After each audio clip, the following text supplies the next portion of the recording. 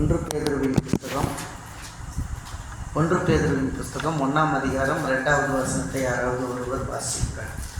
1 பேதுருவின் புஸ்தகம் 1ஆம் அதிகாரம் 2வது வசனத்தை யாராவது ஒருவர் வாசிப்பார். பிதாவாகிய தேவனுடைய முன்னறிவிப்பின்படியே ஆவியானவரின் பரிசுத்தமாக்குதலினாலே கீழ்ப்படிதலுக்கும் இயேசு கிறிஸ்துவினுடைய இரத்தம் தெளிக்கப்படுதலுக்கும் தெளிந்து கொள்ளப்பட்ட பரதேசிகளுக்கு எழுதுகிறதாவது, கிருபையும் சமாதானமும் உங்களுக்கு பெருக கடவது. அல்லேலூயா. இந்த 1 பேதுருவின் புஸ்தகம் 1ஆம் அதிகாரம் 2வது வசனத்திலே 4 காரியங்களை குறித்து நாம் பார்க்க போகிறோம். ஒன்று, தேவனுடைய முன்னறிவிப்பு. 2வது காரியம் ஆவியானவரின் பரிசுத்தமாகுதல். 2வது காரியம். 3வது காரியம் கீழ்ப்படிதல்.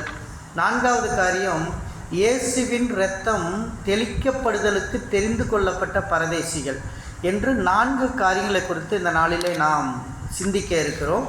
முதல் காரியத்தை குறித்து இந்த நாளிலே நம்ம பார்ப்போம். இந்த வசனத்தை 4 பார்ட்டாக பிரிக்கலாம். முதல் பார்ட் என்னன்னா, தேவனுடைய முன்னறிவிப்பின்படியே. தேவன் என்னத்தை முன்குறிச்சார்? முன்னறிவிப்பு என்னத்தை சொன்னார்? அவருடைய முன்குறித்தல்ல நீங்களும் நானும் இருக்கிறோம். அவர் முன்னறிவிப்பு என்பது உங்களையும் என்னையும் முன்குறித்து வைத்திருக்கிறார். மத்தேயு 24:22 யாராவது ஒருத்தர் வாசிங்க. மத்தேயு 24:22 யாராவது ஒருத்தர் வாசிங்க. அந்நாட்களில் குறைக்கப்படாதிருந்தால் ஒருவனாகிலும் தப்பி போவதில்லை. அந்நாட்கள் குறைக்கப்படாமல் இருந்தால் ஒருவனும் தப்பி போவதில்லை. 31வது வசனம் படிங்க. 24:31. வருவாய் தொனிக்கும் எக்காள சத்தத்தோடு அவர் தமது தூதர்களை அனுப்புவார். அவர்கள் அவரால் தெரிந்து கொள்ளப்பட்டவர்களை வானத்தின் ஒரு முனை முதற்கொண்டு மறுமுனை மட்டும் 4 திசைகளிலும் இருந்து கூட்டி சேர்ப்பார்கள். அவரால் தெரிந்தெடுக்கப்பட்டவர்கள். அல்லேலூயா. இந்த முதல் வார்த்தை முன்னறிவிப்பின்படியே. யாரை முன்னறிவித்தார்? உங்கள் பேரை முன்னறிவிச்சார். உலகம் தோன்றதுக்கு முன்னாடியே. பிஃபோர் ஆப்ரஹாம் ஐ வாஸ் அப்படின்னு ஒரு ஆங்கிலத்தில் ஒரு பழமொழி உண்டு. Before Abraham I was. நான் ஆப்ரஹாமுக்கு முன்னாடியே நான் தோன்றிட்டேன். இந்த பூமி ஆரம்பிக்கிறதுக்கு முன்னாடியே நான் தோன்றிட்டேன். நம்ம பேரை ஏசப்பா பூமி ஆரம்பிக்கிறதுக்கு முன்னாடியே நினைவு கூர்ந்திருக்கிறார். அல்லேலூயா. மத்தேயு 13ஆம் அதிகாரம் 20வது வசனத்தை யாராவது ஒருத்தர் வாசிங்க.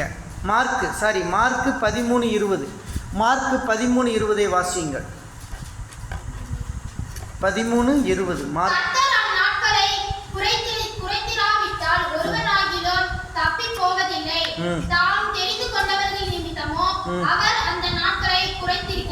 நாம் தெரிந்து கொண்டவர்கள் நம்மளை தான் முன்னறிவிச்சிருக்காரு. we are chosen people.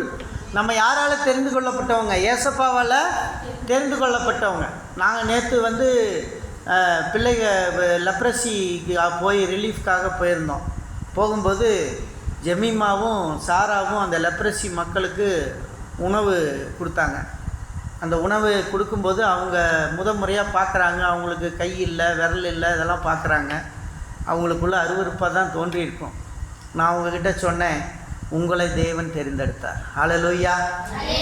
உங்களை ஏசப்பா தாயின் கருவில் உருவாக்குறதுக்கு முன்னாடியே உங்களை தெரிந்தெடுத்தார். இன்றைக்கி நீங்கள் 17 வயசில் அந்த ஏழைகளுக்கு உணவு கொடுக்குற அளவுக்கு உங்களை உயர்த்தி வச்சிருக்கார் கர்த்தர். அல்லேலூயா. அல்லேலூயா.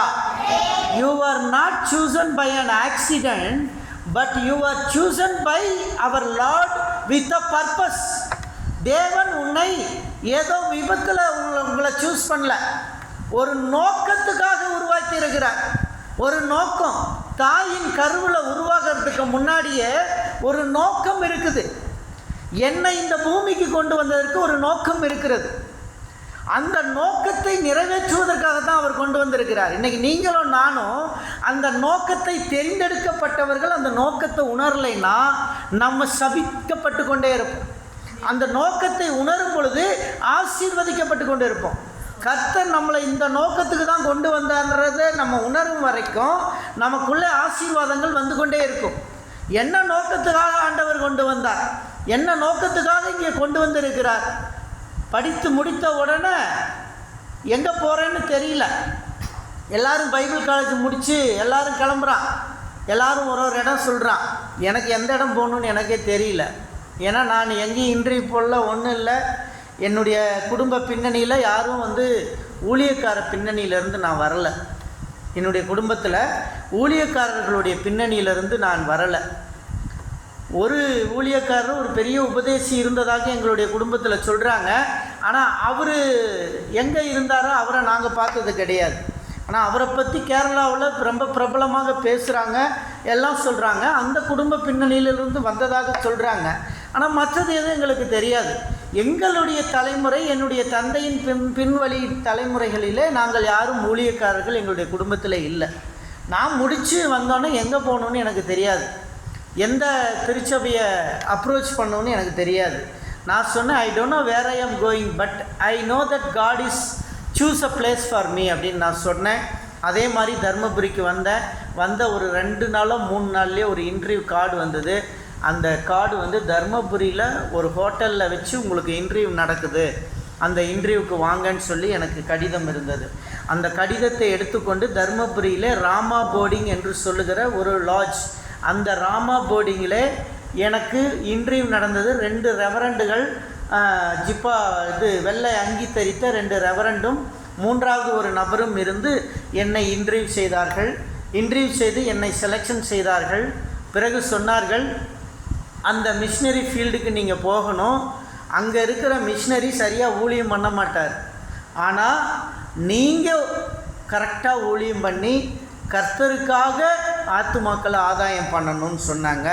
சரின்னு சொல்லி அழைப்பெல்லாம் பெற்றுக்கிட்டு அந்த ஊழிய இடத்துக்கு வந்துட்டேன்.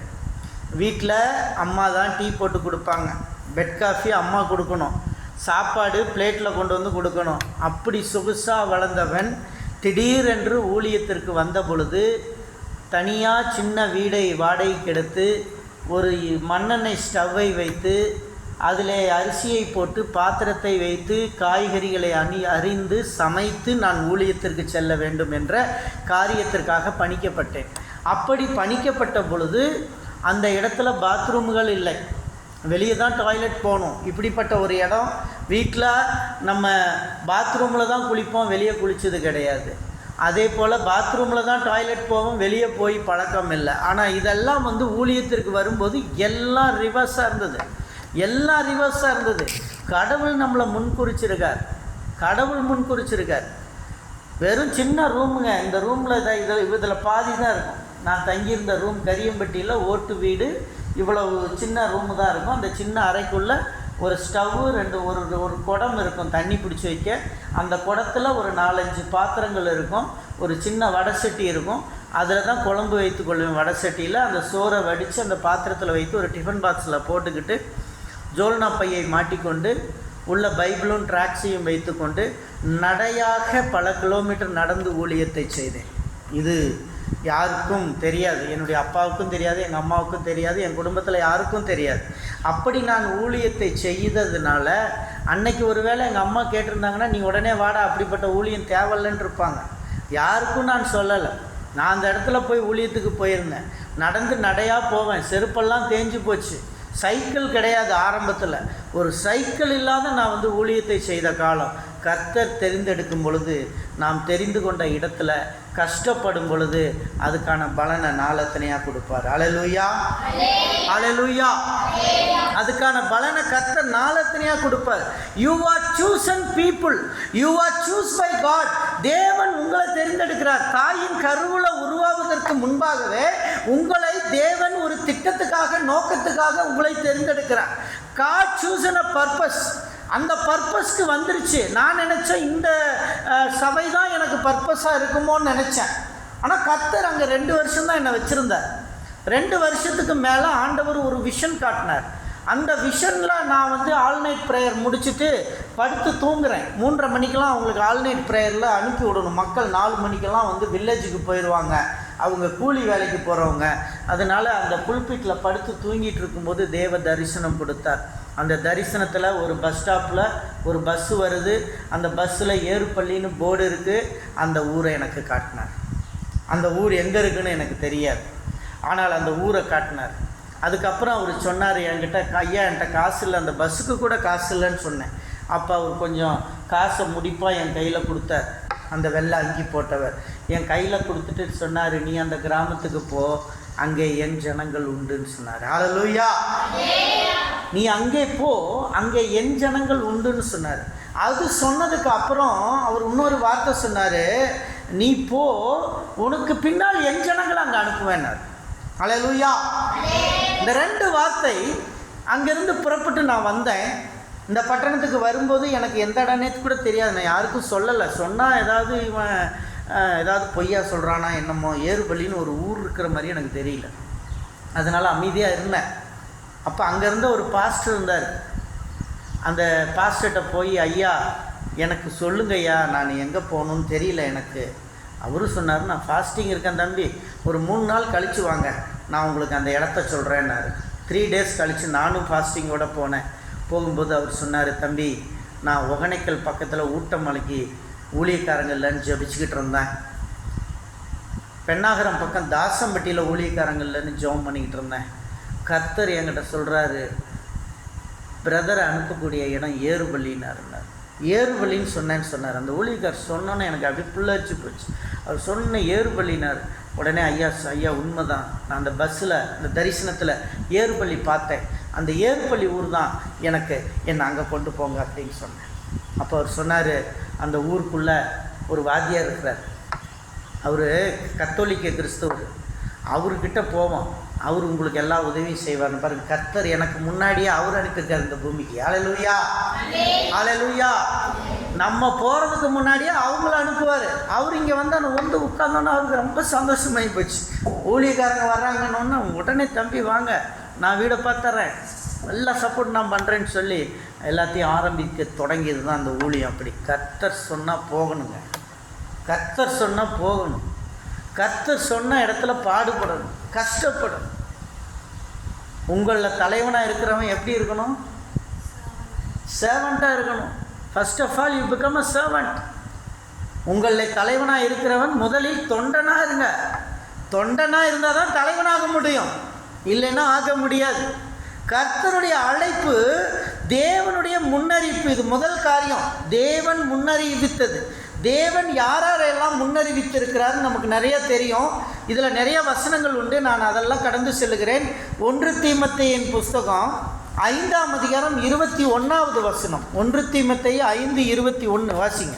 நீ பட்சபாதத்தோடே ஒன்றும் செய்யாமலும் விசாரிக்கும் முன் நிர்ணயம் பண்ணாமலும் இவைகளை காத்து நடக்கும்படி தேவனுக்கும் கர்த்தராகிய இயேசு கிறிஸ்துவுக்கும் தெரிந்து கொள்ளப்பட்ட தூதருக்கும் முன்பாக உறுதியாய் கட்டளையிடுகிறேன். இதே மாதிரி 2 தீமோத்தேயின் புஸ்தகம் 2ஆம் அதிகாரம் 10வது வசனத்தை வாசிங்க. கொஞ்சம் நிறுத்தி பொறுமையாக கூட தப்பு இல்லாமல் வாசிக்கணும். தெரிந்து கொள்ளப்பட்டவர்கள் கிறிஸ்து இயேசுவினால் உண்டான ரட்சிப்பை நித்திய மகிமையோட பெற்றுக்கொள்ளும்படி சகலத்தையும் அவர்கள் நிமித்தமாக சகிக்கிறேன். இங்கே பாருங்கள், தெரிந்து கொள்ளப்பட்டவர்கள் நம்மெல்லாம். நமக்கு கிடைக்கிறது நித்திய ரட்சிப்பு ஒரு காலத்தில் கிடைக்கும். இந்த லாஸ்ட் ரட்சிப்பு எப்போ கிடைக்கும்? பரலோகத்தில் கிடைக்கும். ஆனால் முதல் ரட்சிப்பு கிடச்சிருச்சு. ரட்சிக்கப்பட்டுக்கிட்டு இருக்கிற 2வது ப்ராசஸில் இன்றைக்கி இருக்கும். 3வது ப்ராசஸ் என்னைக்கு? பரலோகத்தில் வச்சு கிடைக்கும். அதுக்கு முன்னாடி நம்ம தெரிந்து கொள்ளப்பட்ட சந்ததி. we are chosen people, we are choose by God. நம்ம தேவனால் சூஸ் பண்ணப்பட்டவங்க. நம்மளை தேவன் தெரிந்தெடுத்தார். அது ஜெமிமாவாகட்டும், அது பியூலாவாகட்டும், அது சாராவாகட்டும், தேவன் தெரிந்தெடுத்தார். தேவன் தெரிந்தெடுத்த நோக்கத்தை ஆண்டவர்கிட்ட கேளுங்க. ஆண்டவரே, என்ன நோக்கத்துக்காக நான் தெரிந்தெடுத்தேன்? நான் அந்த காட்டிலெல்லாம் நடந்து போகும்போது, அந்த 2 ஆண்டுகள் ஊழியத்தில் இருக்கும்போது நான் நினைப்பேன், இப்படியே இந்த ஊரில் நடப்பினா, லைஃப் லாங் நடப்பினான் போதெல்லாம் ஆண்டவர் சொல்லுவார், இல்லை உனக்கு இங்கே இடம் கிடையாது அப்படின்னார். இந்த இடம் கிடையாது, நான் கொண்டு போகிற இடம் தான் உனக்கு கடைசினார். அந்த கொண்டு வந்த இடம் தான் இங்கே. கர்த்தர் நடத்தும்போது அதுக்கு கீழ்ப்படிஞ்சு நம்ம வந்துடணும். அதுக்கு கீழ்ப்படிஞ்சு வந்து அவர் கொடுக்குற அந்த மகிமையை அனுபவிக்கணும். ஒவ்வொரு நாளும் அனுபவிக்கணும். நீங்கள் இன்றைக்கி ஹாஸ்டல் ஆண்டவர் கொடுத்துருக்காருன்னா அந்த ஹாஸ்டலை நீங்கள் அனுபவிக்கணும். நான் ஏறுபள்ளி வந்தப்போ ஏறுபள்ளியை அனுபவித்தேன். ஏறுபள்ளியை நான் என்ன செஞ்சேன்? என்ஜாய் பண்ண. ஐ ஆம் என்ஜாயிங். என்ன என்ஜாயிங்? நல்ல மக்களோடு மக்களாக பேசினேன். மக்களோட மக்களாக இருந்தேன், ஊழியத்தை ஒழுங்காக செஞ்சேன், எல்லா வீடுகளையும் போய் சந்தித்தேன். You need to do this wherever you are God placed you. அடுத்த அதிகாரத்தில் நான் 2 பேரை நான் உதாரணமாக நான் உங்களுக்கு சொல்கிறேன். தேவ பிள்ளைகள் 2 பேர் எப்படி கீழ்ப்படிந்தாங்க அப்படின்னு. இப்போ கடவுள் சூஸ் பண்ண பிள்ளைங்க நீங்கள். உங்கள் பேரெல்லாம் எழுதியிருக்காரா? உங்கள் பேர் எழுதியிருக்காரா? எத்தனை பேர் என் பேர் எழுதியிருக்காருன்றவங்க அலையிலையா சொல்லுங்கள். அலையிலூயா, அலையிலூயா. உங்கள் பேர் எழுதியிருக்குன்னு நான் ஷுவராக சொல்கிறேன். என் பேர் எழுதியிருக்குன்னு நான் ஷுவராக சொல்கிறேன். பரலோகத்தில் என் பேர் எழுதியிருக்கு, உங்கள் பேர் எழுதியிருக்கு. நிச்சயமாக பரலோகத்தில் ஜீவ புஸ்தகத்தில் உங்கள் பேர் இருக்குது. You are chosen people. உங்களை சாதாரணமாக கொண்டு வரல. நீங்கள்லாம் தேவனால் தெரிந்து கொள்ளப்பட்ட பிள்ளைகள், தெரிந்து கொள்ளப்பட்ட சந்ததிகள். பைபிளை படிங்க. நான் ஹாஸ்டலில் இருக்கும்போது பைபிள் படிச்சுக்கிட்டே இருப்பேன். பைபிளை எடுத்து படித்து அண்டர்லைன் பண்ணிக்கிட்டே இருப்பேன். பைபிளை ஒவ்வொரு நாளும் படிப்பேன். இந்த சாட்டர்டே சண்டே லீவ் வந்துட்டால் படுத்து தூங்க மாட்டேன். எல்லா பசங்களும் படுத்து தூங்கிட்டு இருப்பான். நான் உட்காந்து பைபிளை அண்டர்லைன் பண்ணி படிச்சுக்கிட்டு இருப்பேன். என்னுடைய வார்டனுக்கு தெரியும், என்னுடைய டீச்சர்ஸுக்கு தெரியும், அவங்க எல்லாருக்கும் தெரியும் நான் பைபிள் படிக்கிறவன். என்ன ப்ரேயர் லீடராக 10th முடித்தோடனே ப்ரேயர் லீடராக போட்டாங்க ஹாஸ்டலில். நான் தான் ப்ரேயர் எடுப்பேன் ஹாஸ்டலில். எத்தனை பசங்க இருப்பாங்க தெரியுமா? 80 பசங்க உட்காந்துருப்பான். எல்லாம் இந்து பசங்க. அதில் 2-3 கிறிஸ்துவ பசங்க தான் இருப்பாங்க. அவங்க சொல்லி கொடுத்த ஒரு 10 பாட்டை தான் திரும்பி திரும்பி பாடுவானுங்க. ஆனால் ப்ரேயர் எடுக்கிறது நான். ஒவ்வொரு வசனத்தை வச்சு அவங்களுக்கு கதை சொல்லி ப்ரேயர் எடுப்பேன். மற்ற ஸ்பெஷல் டேஸில் சில அண்ணனோ அக்காச்சிங்களும் வந்து ப்ரேயர் எடுப்பாங்க. ஆனால் நான் தான் வந்து அந்த ப்ரேயரை லீட் பண்ணோம் 1/2 hour. அப்படி தேவன் சின்ன வயசில் என் அழைப்பை உறுதிப்படுத்திட்டார். இவருக்கு அழைப்பே ஊழியம்தான் சொல்கிறத அங்கே உறுதிப்படுத்தார், ஸ்கூல்லேயே கூட. அல்லேலூயா. அதனால் நம்ம இதை வந்து என்ஜாய் பண்ணணும். we need to enjoy wherever God placed you. கர்த்தர் உங்களை எங்கே அனுப்பியிருக்காரோ அந்த இடத்துல you need to enjoy your life. நம்ம நிறைய பேர் என்ன செய்கிறோம்? எகிப்தை திரும்பி பார்க்காதன்னு கர்த்தர் சொல்கிறார். do not thinking about Egypt. எகிப்துன்னா என்னது? இருள்னு அர்த்தம். இஸ்ரவேல் ஜனங்கள் எப்பயும் அடிக்கடி நீங்கள் பைபிளை படித்து பாருங்கள், அவங்க எகிப்தை விட்டு வந்துட்டாங்க. எகிப்தை விட்டு வந்ததுன்னா அவங்க இங்கே ஏதாவது ஒரு சின்ன குறை வந்துச்சுன்னு வச்சுக்கோங்க, மோசைக்கிட்ட அவங்க சொல்லுவாங்க என்ன தெரியுமா? எகிப்தில் எங்களுக்கு வெள்ளை பூண்டு கிடச்சிது, எகிப்தில் எங்களுக்கு வெங்காயம் கிடச்சிது, இங்கே ஒன்றுமே இல்லை. அது என்ன மன்னா? இதெல்லாம் ஒரு மன்னாவா? அது என்ன காடை? இந்த மன்னாவையும் காடையுமே 40 வருஷம் நான் சாப்பிட்றதா அப்படின்னு இஸ்ரவேல் ஜனங்கள் முறுமுறுத்து பொரும்பி கொண்டிருந்தார்கள். அப்போ கர்த்தர் சொல்கிறாரு, நீ எகிப்தை நினைக்க வேண்டாம். அந்த வசனத்தினுடைய எகிப்துனா இருள்னு அர்த்தம். நீ வந்தது இருளிலிருந்து வெளியே வந்துட்ட, திருப்பி இருளை போய் நினைக்காத. இதை நினைக்காத வாழ்ந்தவங்க வேதத்தில் இருக்கிறாங்க. அதை நான் பின்னாடி உங்களுக்கு சொல்கிறேன். 2 வசனத்தில் 1 பேதுரு 1ஆம் அதிகாரம் 2வது வசனத்தில் 2வது வாக்கு என்ன சொல்லுது? 2வது அதாவது 1ஆம் அதிகாரம் 2வது வசனத்தை பிரிச்சிருக்கேன். 4 காரியங்களை பிரிச்சிருக்கேன்.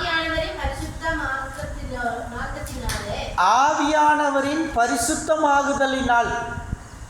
ஆவியானவருடைய பரிசுத்தமாகுதல். ஆவியானவர் நம்மளை பரிசுத்தம் பண்ணுறது, இது 2வது காரியம். விசுவாசிகளை ஆவியானவர் என்ன செய்வார்? நம்மளை பரிசுத்தம் பண்ணுவார். நம்மளுக்கு நம்ம ஆண்டவரை தேடலைன்னா கூட அவர் நம்மளை வந்து பரிசுத்தம் பண்ணுவார். எப்படி பரிசுத்தம் பண்ணுவார்? சில தப்பு பண்ணி மாட்டிக்குவோம். தப்பு பண்ணி மாட்டிக்கிட்டோம்னா நம்ம அந்த பாவத்திலிருந்து விடுதலையாகும். ஆவியானவர் என்ன செய்வார்? நம்மளை பரிசுத்தம் பண்ணுவார். சில கெட்ட காரியங்கள் நமக்குள்ளே இருக்கும்போது யாரையாவது ஒருத்தரை வச்சு உணர்த்துவார். அப்படி உணர்த்தும் போது அதிலிருந்து மீண்டு வருவோம். ஆவியானவர் நம்மளை பரிசுத்தமாக்கி கொண்டே இருப்பாராம். அவர் எந்த காரியத்தில் பரிசுத்தமாக்குவார்னா, மனிதர்களின் இருதயத்தை சுத்திகரித்து இயேசுவின் சாயலில் அவர் மாற்றுவார்.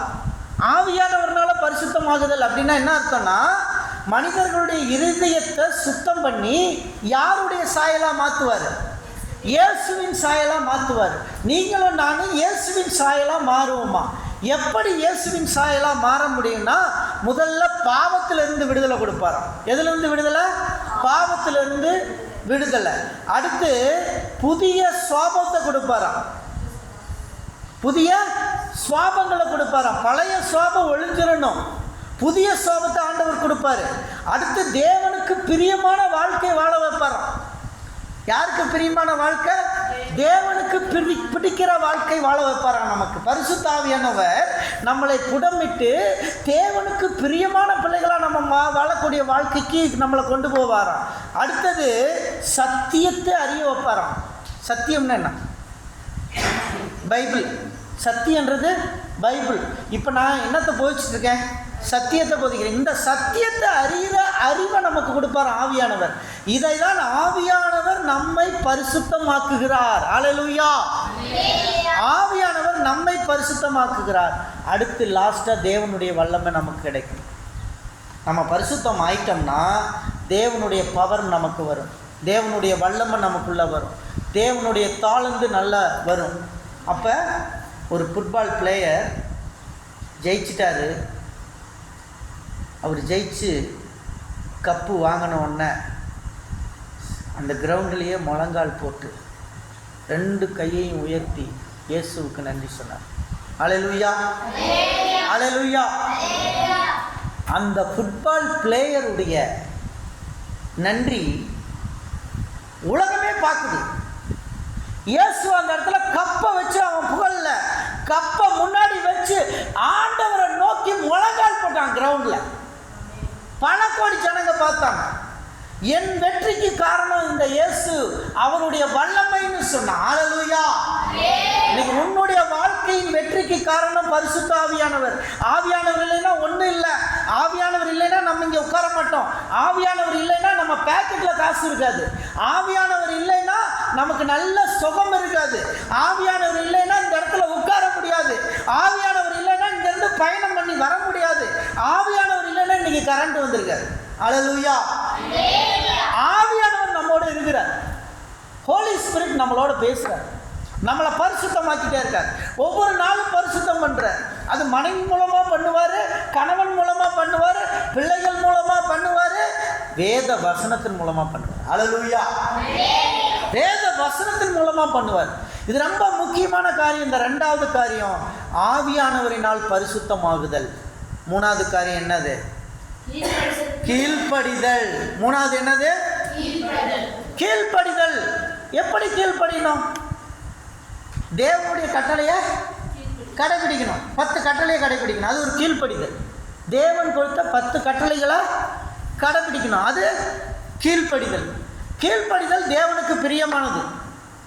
கீழ்ப்படிதல் தெய்வீக ஆசீர்வாதத்தை கொண்டு வரும். கீழ்ப்படிதல் பாவத்தை தவிர்க்கும். கீழ்ப்படிதல் தேவனுக்கும் நமக்கும் உள்ள ஒரு தொடர்பை பலப்படுத்தும். கீழ்ப்படிதல்ல இவ்வளோ காரியம் இருக்குது. நோவாவை பார்த்து கர்த்தர் சொல்கிறாரு, நோவா நீ உத்தமன், நீ நீதிமான், நீ என்ன பண்ண? ஒரு பேழையை செய், அந்த பேழையை ரெடி பண்ணு, அதில் உன் குடும்பத்தில் உள்ள எல்லாரையும் உள்ளே ஏற்றிக்கோ. அதே போல் ஒவ்வொரு ஜோடியான மிருகங்கள், காட்டு மிருகம் நாட்டு மிருகத்துக்கெல்லாம் ட்ரேவாக எல்லாம் கட்டி எல்லாம் ரெடி பண்ணுன்னா நோவா என்ன செஞ்சான்? கீழ்ப்படிஞ்சான். நோவா என்ன செஞ்சான்? கீழ்ப்படிஞ்சான். கீழ்ப்படிதல் ரொம்ப அவசியம். நோவா கீழ்ப்படிஞ்சான். அவன் கீழ்ப்படிஞ்சதுனால அவனும் அவன் சந்ததியும் அன்றைக்கு ஜோடி ஜோடியாய் போன இனங்களும் காப்பாற்றப்பட்டது. இன்று வரை பூமியில் உயிர் வாழ்ந்து கொண்டிருக்கிறது. அல்லேலூயா. நோவா என்ற ஒரு மனுஷனுடைய கீழ்ப்படிதலினாலே அநேகர் மீட்கப்பட்டு அநேகர் ரட்சிக்கப்பட்டிருக்கிறதை போல நீங்கள் ஒருவர் கீழ்ப்படிவதனால உங்கள் மூலமாய் பல்லாயிரம் பேருக்கு ஆசீர்வாதத்தை ஆண்டவர் கொடுப்பார். அல்லேலூயா, அல்லேலூயா. அடுத்து ஆபிரகாமை பாருங்க. கர்த்தர் ஆபிரகாம் சொன்னார், ஆபிரகாம் நீ உன் தேசத்தையும் உன் இனத்தையும் உன் தகப்பன் வீட்டையும் விட்டு நான் காண்பிக்கும் தேசத்துக்கு போ. நான் காண்பிக்கும் தேசத்துக்கு போ. கர்த்தரை பின்பற்றணும்னு வச்சுக்கோங்க. கர்த்தருக்கு கீழ்ப்படுகிறதுன்றது தேசத்தை விடணும், தகப்பன் வீட்டை விடணும். கர்த்தர் காட்டுற பூமிக்கு போகணும். யார் காட்டுற பூமிக்கு போகணும்? கர்த்தர் காட்டுற பூமி. அல்லேலூயா. உன் தேசத்தையும் உன் இனத்தையும் உன் தகப்பன் வீட்டையும் விட்டு நான் காண்பிக்கும் தேசத்துக்கு போ, அங்கே உன்னை பெரிய ஜாதியாக்குவேன். அல்லேலூயா. கர்த்தர் சொல்லுகிற வசனம் அது உறுதியானது. தேசம், இனம், தகப்பன் வீட்டையும் விட்டு கர்த்தர் காட்டின பூமிக்கு போ, அங்க உன்னை பெரிய ஜாதியாக்குவேன். அல்லேலூயா. ஆபிரகாம பெரிய ஜாதி ஆக்கினாரா இல்லையா? ஆக்கினாரா? ஆமா, ஆபிரகாம் பெரிய ஜாதியா மாறினார். இன்னைக்கு உலகத்திலேயே அதிகமான மெஜாரிட்டி பீப்புள் யாரு? கிறிஸ்தவர்கள். கிறிஸ்தவர்கள் தான் உலகத்திலேயே மெஜாரிட்டி. உலகத்தில் மைனாரிட்டி யாரு? யாரு? Hindus minority people. உலகத்திலேயே மைனாரிட்டி ஹிந்துஸ். ஆனால் ஹிந்துஸை விட மைனாரிட்டிஸ் இருக்காங்க. யார்? சீக்கியர்கள் இருக்கிறாங்க, ஜைனீஸ் இருக்கிறாங்க, புத்திஸ்ட் இருக்கிறாங்க. ஆனால் இந்தியாவில் இந்துக்கள் மெஜாரிட்டி. ஆனால் உலக இதில் இந்துக்கள் மைனாரிட்டி. இந்துக்கள் மைனாரிட்டி. அப்போ கர்த்தர் ஆபிரகாம் கீழ்ப்படிந்ததுனால தன்னுடைய இனம் பெரிய ஜாதியாக மாறுகிறது. இன்னைக்கு நீங்கள் கீழ்ப்படிஞ்சா உங்கள் இனம், உங்கள் பிள்ளைங்க பெரிய ஜாதியாக மாறும். பெரிய ஜாதியாக மாறும். அதுதான் கர்த்தர் கொடுக்குற ஆசீர்வாதம். there is a blessing is coming from God.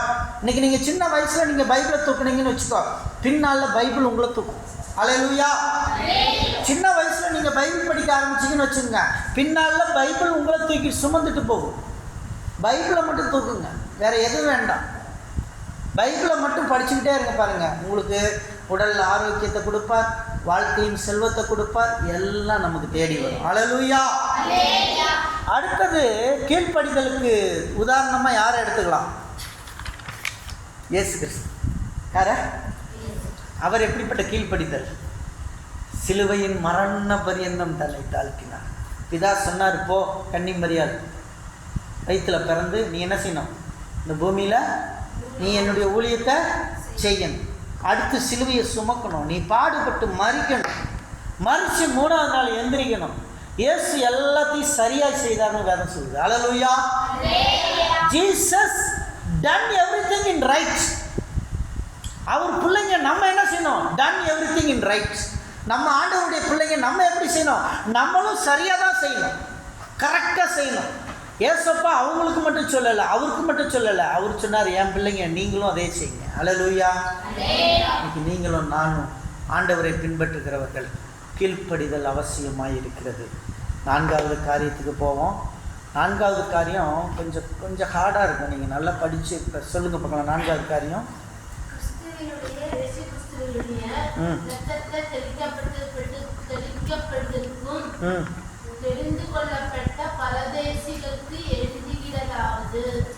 பார்த்தீங்களா?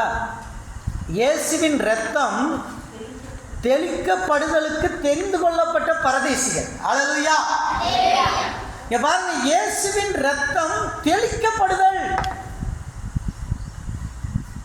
இயேசுவின் இரத்தம் யார் மீது தெளிக்கப்படும்? உங்க மேல தெளிக்கப்படும். உங்களுக்காக இயேசுவின் இரத்தம் தெளிக்கப்பட்டது. அப்ப தெளிக்கப்பட்டு தெரிந்து கொள்ளப்பட்ட பரதேசின்னா என்னங்க? நம்ம திட்டுறது பரதேசி நாய. பரதேசினா இந்த தேசத்துக்கு சொந்தக்காரன் இல்லை, அவனுக்கு இந்த தேசம் கிடையாது, அவன் இந்த ஊர்க்காரன் கிடையாது. அவன் எந்த தேசத்துக்கு சொந்தக்காரன்? பரலோக தேசத்துக்கு சொந்தக்காரன். அல்லேலூயா. இயேசுவின் இரத்தம் யாருக்கு தெளிக்கப்படுகிறது? பரதேசிகளுக்கு தெளிக்கப்படுகிறது. அந்த பரதேசி தான் நீங்களும் நானும். அந்த பரதேசிகளுக்கு தெளிக்கப்பட்ட அந்த இரத்தத்தினாலே நீங்களும் நானும் பரலோகம் போவதற்காக தீர்மானிக்கப்பட்ட பரதேசிகள். அல்லேலூயா. we are ready for to go to paradise. பரலோகத்துக்கு போகக்கூடியவர்கள். நீங்கள் யூடியூப்பில் பார்த்தீங்கன்னா அந்த பரதேசின்ற வேர்டை போட்டு யூடியூப்பில் பார்த்தீங்கன்னா நிறைய இந்துக்கள் சொல்கிறான் பரதேசி. அருமையாக இல்லுஸ்ட்ரேஷன் கொடுக்குறான். பரதேசின்ற வார்த்தைக்கு கெட்ட வார்த்தை கிடையாது. பரம்னா என்னது? பரலோகம். பரலோகத்துக்கு சொந்தக்காரன் சொல்கிறான் இந்து சாமியார். அல்லேலூயா. அல்லேலூயா. அவனுக்கு தெரிகிறது பரதேசி என்றால் பரலோகத்துக்கு சொந்தக்காரன். நாளைக்கு யாருக்கு தெரியும்? அவன்லாம் ரட்சிக்கப்பட்டு மேலே வந்து உட்கார்ந்தாலும் உட்காருவான், நமக்கு தெரியாது. அல்லேலூயா, அல்லேலூயா. ஆகவே தேவனுடைய பிள்ளைகளே, இந்த 4 காரியங்கள் உங்களுடைய வாழ்க்கையில் இருக்கான்னு இந்த வசனத்தில் 4 காரியங்களை நம்ம பின்பற்றணும். முதல் காரியம் என்னது? முன்னறிவிப்பின்படி தெரிந்து கொள்ளப்பட்டவர்கள். அல்லேலூயா. முன்னறிவிப்பின்படி தெரிந்து கொள்ளப்பட்டவர்கள். 1, த ஃபர்ஸ்ட் பாயிண்ட், முன்னறிவிப்பின்படி தெரிந்து கொள்ளப்பட்டவர்கள். இங்கே உட்கார்ந்துருக்கிற கிருஷ்ணன் ஆகட்டும், ஷைலாவாகட்டும், காந்தாக்காவாகட்டும், பீலாவாகட்டும், ஜெமீமாகட்டும், சாராவாகட்டும், பிரைட்டன் ஆகட்டும், சுனுவாகட்டும், இங்கே உட்கார்ந்துருக்கிற கருணா, நகுலன், இவங்க எல்லாருமே யாரால் தெரிந்தெடுக்கப்பட்டவர்கள்? தேவனால் தெரிந்தெடுக்கப்பட்டார்கள். வேதவசனம் ஒன்று சொல்லுது, அந்த வசனத்தை நம்ம தியானிக்கல. எவர்களை தெரிந்து கொண்டாரோ, எவர்களை தெரிந்து கொண்டாரோ அவர்களை அழைத்தும் இருக்கிறார். எவர்களை அழைத்தாரோ அவர்களை மகிமைப்படுத்தியும் இருக்கிறார். அல்லேலூயா. இயேசு உங்களை தெரிந்தெடுத்தால் உங்களை கூப்பிடுவார் ஒளித்து. உங்களை அழைச்சார்னா உங்களை ஒரு காலத்தில் உயர்த்தி வைப்பார், மகிமைப்படுத்தி வைப்பார். இது ரொம்ப முக்கியம். முதல் காரியம். 2வது காரியம், ஆவியானவரினால் பரிசுத்தமாகிறது. ஒவ்வொரு நாளும் நீங்கள் ஜெபம் பண்ணி, ஆவியானவரை என்னை பரிசுத்தம் பண்ணுங்கன்னு கேட்டுக்கணும். காலையில் எந்திரிச்சோன்னே நீங்கள் எப்படி ஜெபம் பண்ணணும்? ஆவியானவரை என்ன பரிசுத்தம் பண்ணுங்க. ஒரு நாள் முழுசு நம்ம எத்தனையோ தப்பு செஞ்சுருப்போம், ஆவியானவரை விட்டு விலகி போயிருப்போம். சிந்தனையில், செயலில், எண்ணங்களில் எல்லாத்துலேயும் தப்பு பண்ணியிருப்போம். நம்ம சொல்லணும், புது நாள் வரும்போது ஆவியானவரே, ஆவியானவரே எங்களை என்ன செய்யுங்க? பரிசுத்தம் பண்ணுங்க, எங்களை பரிசுத்தமாக்குங்க. எப்படி பரிசுத்தமாக்குங்க? புதிய சுவாபம் உள்ள வரணும், பழைய பேச்சு போயிடணும், கிளவி பேச்செல்லாம் ஓடிடணும். நிறைய பேருக்குள்ள கிளவி பேச்சு இருக்கும். கிளவி பேச்சுன்னா என்ன? கிளவிங்க தொணன்னு பேசிக்கிட்டே இருப்பாங்க. கிளவிகள் they are not become silent. பைபிளில் சொல்லுது, வீணான கட்டுக்கதைகளுக்கும் கிளவி பேச்சுகளுக்கும் விலகி. அல்லேலூயா. பைபிளில் இருக்கு, அப்பா சும்மா சொல்லலை, பைபிளில் இருக்கு. கிளவி பேச்சுக்கு விலகிடு. கிளவி மாதிரி 10 வயசு பையன் பேசுகிறான், 10 வயசு பொண்ணு பேசுகிறான். கிளவி மாதிரி 16 வயசு குமரி பேசுகிறான். கிளவி பேச்சுக்கு விலகிடு. கிளவி எல்லாம் அமைதியாகிறாங்க. அல்லேலூயா, அல்லேலூயா, அல்லேலூயா. ஆகவே வீணான கட்டுக்கதைகளுக்கும் கிளவி பேச்சுகளுக்கும் விலகிருன்னு பைபிள் சொல்லுது. இப்படிப்பட்ட காரியங்களை நீங்கள் விலகிருங்க தேவனுடைய பிள்ளைகளை, விலகிருங்க. அதே போல் தேவனுடைய வல்லமையை பெற்றுக்கொள்ளுங்க. கடைசியாக 3வது காரியம், கீழ்ப்படிதல்.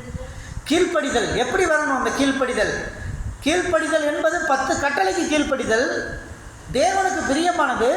கீழ்ப்படிதல் ஆசீர்வாதத்தை கொண்டு வரும். இப்போ கீழ்ப்படிஞ்சா ஜெமிமா ஆசீர்வதிக்கப்படுவேன், கீழ்ப்படிஞ்சா பீலா ஆசீர்வதிக்கப்படுவேன், கீழ்ப்படிஞ்சா பிரைட்டன் ஆசீர்வதிக்கப்படுவேன். கீழ்ப்படிதல் ஆசீர்வாதத்தை கொண்டு வரும். அல்லேலூயா.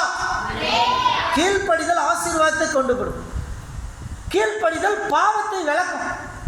கீழ்ப்படிதல் என்ன செய்யும்? பாவத்தை விளக்கிடும். கீழ்ப்படிதல் தேவனுக்கும் நமக்கு ஒரு தொடர்பை ஏற்படுத்தும். We have a relationship between God and you. உனக்கும் தேவனுக்குள்ள ஒரு தனிப்பட்ட உறவை ஏற்படுத்தும். அல்லேலூயா. இதுதான் கீழ்ப்படிதல். அடுத்து 4வது காரியம் என்ன? இயேசுவின் இரத்தத்தினால் தெளிக்கப்படுவதற்கு தெரிந்து கொள்ளப்பட்ட பரதேசிகள். நீங்களும் நானும் யாருடைய இரத்தத்தினால் தெளிக்கப்பட்டவர்கள்? இயேசுவின் இரத்தம் நம் மீது தெளிக்கப்பட்டிருக்கிறது. அந்த இரத்தத்தினால் நீங்களும் நானும் பரிசுத்தமாய் இருக்கிறோம். நீங்களும் நானும் சாதாரணவர்கள் கிடையாது. நம்ம இயேசுவின் இரத்தத்தினால தெளிக்கப்பட்டவங்க. உலகத்தில் இருக்கிறவனுக்கு அந்த இது இல்லை, அந்த கிருபை இல்லை. நமக்கு இயேசுவின் இரத்தம் தெளிக்கப்பட்டிருக்கு. இந்த உலகமே அழிஞ்சு போடலாம். ஃப்ளைட் ஆக்சிடென்ட்டில் அத்தனை பேரும் கறிக்கட்டையாக போயிட்டான், கருகி போயிட்டான். ஃப்ளைட் ஆக்சிடென்ட்டில் நீங்கள் பார்த்தீங்க, எல்லாம் கருகி போயிட்டான்.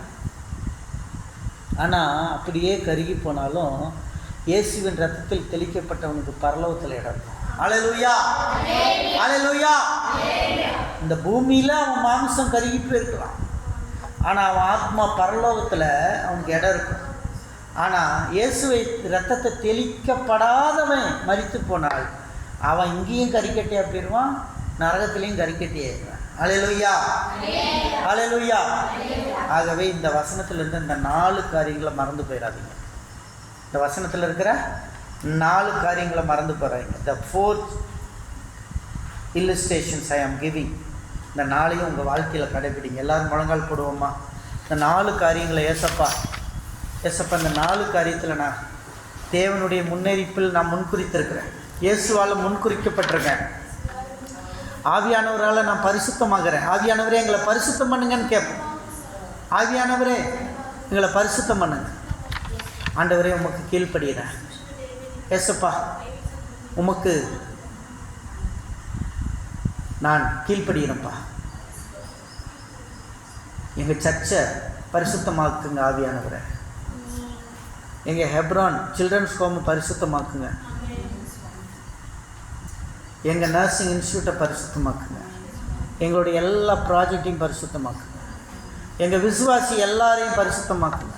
இங்கே வந்திருக்கிற விசுவாசி, வராத விசுவாசி, ஞானஸ்தானம் எடுத்த எல்லா விசுவாசியும் பரிசுத்தமாக்குங்க. உமக்கு நன்றி அப்பா. இயேசுவின் ரத்தம் அவர்கள் மீது தெளிக்கப்பட்டது. எங்கள் மீது தெளிக்கப்பட்டதைப் போல இயேசுவின் ரத்தம் அவர்கள் மீதும் தெளிக்கப்படட்டும். இயேசுவின் ரத்தம் இங்கே இருக்கிற எல்லா பிள்ளைகள் மேலும் தெளிக்கப்படட்டும். எல்லா குழந்தைகள் மீதும் தெளிக்கப்படட்டும். எங்களுடைய வீடுகளின் மீது தெளிக்கப்படட்டும். எங்களுடைய திருச்சபையின் மீது தெளிக்கப்படட்டும். எங்களுடைய கேம்பஸ் முழுசும் தெளிக்கப்படட்டும். எங்களுடைய எல்லா பில்டிங்களும், வீட்டில் இருக்க எல்லா பொருட்கள்ல இருந்து எல்லா உயிர்கள் மீதும் இயேசுவின் ரத்தம் தெளிக்கப்படட்டும். உமக்கு நன்றி. உண்மை துதிக்கிறோம், உண்மை சோதரிக்கிறோம். தொடர்ந்து ஆசீர்வதியும், தொடர்ந்து பலப்படுத்தும், தொடர்ந்து பாதுகாத்துக்கொள்ளும். கர்த்தர் எங்களை பலப்படுத்துகிறாங்க. நோவா கீழ்ப்படிந்ததைப் போல, ஆபிரகாம் கீழ்ப்படிந்ததைப் போல, ஏசப்பா நீங்கள் பிதாவுக்கு கீழ்ப்படிந்ததைப் போல எங்களுக்கும் கீழ்ப்படிதல் உள்ள ஆவியை கொடுக்கட்டும். நாங்கள் உமக்கு கீழ்ப்படிஞ்சு வரட்டும். எங்கள் பிள்ளைகள் கொடுத்த காணிக்கையை ஆசீர்வதியும். எல்லா காரியத்திலும் அவர்களை பலப்படுத்தும். நான் சிறனாக இயேசு கிறிஸ்துவின் நாமத்தில் வேண்டிக் கொள்கிறேன் பரமபிதாவே. என் ஆத்துமாவே கர்த்தரை ஸ்தோத்திரி. என் முழுவதும் பரிசுத்த நாமத்தை ஸ்தோத்திரி. என் ஆத்துமாவே கர்த்தரை ஸ்தோத்திரி. கர்த்தர் செய்த சகல உபகாரங்களையும் மறவாதே. நம்முடைய கர்த்தராகிய இயேசு கிறிஸ்துவின் கிருபை, பிதாவாகிய தேவனுடைய அன்பு, பரிசுத்த ஆவியினுடைய அன்பின் ஐக்கியமும் சந்தோஷமும் சமாதானம் நம் அனைவரோடு இன்றும் என்றும் சதா காலங்களிலும் இயேசுவின் ரத்தத்தினால் தெளிக்கப்பட்டிருப்பீர்களாக. ஹல்லேலூயா, ஹல்லேலூயா, ஹல்லேலூயா. கர்த்தருக்கு ஸ்தோத்திரம்.